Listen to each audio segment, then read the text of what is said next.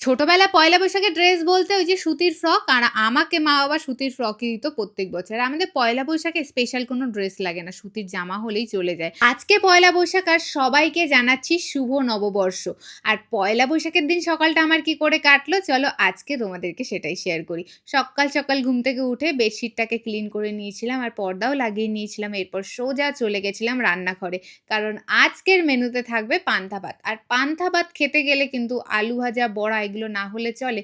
তাই সকাল সকাল ভাবলাম আলু ভাজা আর একটু বড়া করে নিই। রাতের বেলায় মামুনি ভাত রান্না করে তাতে জল ঢেলে রেখে দিয়েছিল পান্তা ভাত হওয়ার জন্য, আর ডালটাও ভিজিয়ে রেখেছিল সকালবেলা, পেস্ট করে পুরোপুরি রেডি করে রেখে দিয়েছিল। আমি জাস্ট গিয়েই বানাতে শুরু করে দিলাম। এদিকে বড়া বানাতে গেলে কিছুই লাগে না, বেশি করে লঙ্কা, পেঁয়াজ, কালো জিরে, একটুখানি আদা, এটা মিশিয়েই কিন্তু বড়া হয়ে যায়। পাশে ভেজে নিয়েছিলাম শুকনো লঙ্কা আর তার সঙ্গে কিন্তু পেঁয়াজ।